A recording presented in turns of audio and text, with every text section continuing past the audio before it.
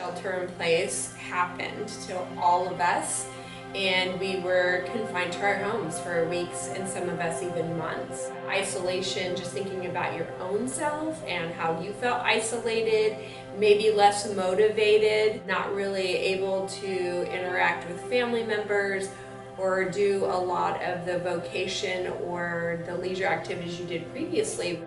Working out, being active, and all of those things really contribute to a positive mental health.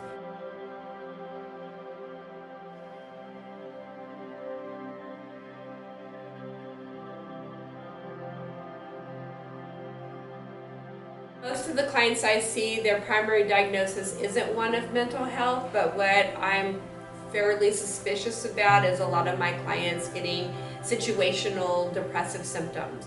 The inability to get out in the community, I feel like they're getting more depressed and sad, and that can result in cognitive decline. There's an increase in hopelessness, in isolation, an increase in just like disorientation. A lot of the clients that I work with have been diagnosed either with anxiety or depression or PTSD. Many of the coping strategies that these young people have gotten used to relying upon in order to manage their symptoms are no longer available. The young people that I work with are almost all low income, and so there are a lot of components to take into account in addition to financial insecurity that comes with this, not knowing where your next meal is going to come from. It's been a hard time. Clients that I've seen for months or years were really suffering.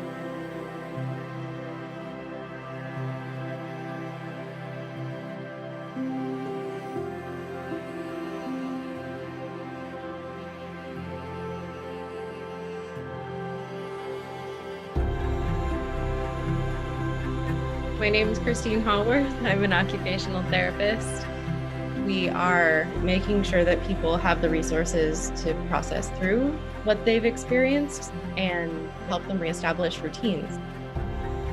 Occupational therapists work with people to take care of their self-care needs, to returning to high-level functioning after a catastrophic injury or illness. Just creating that engagement in daily occupations, social participation in activities and with others, even virtually. It's those leisure occupations that are so important. An exercise group, learning how to paint, or how to do mindfulness, something that's going to engage our clients, and as an occupational therapist, that's what it's about. It might be surprising to hear that I'm still working on getting people jobs during this pandemic, and still successful.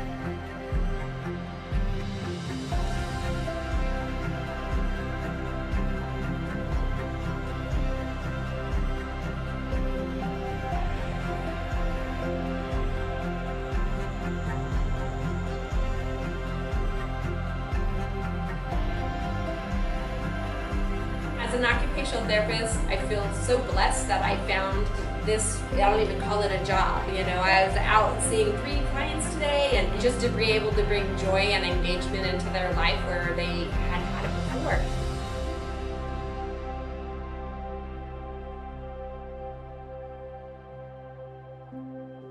OTs are not licensed mental health practitioners in the state of California.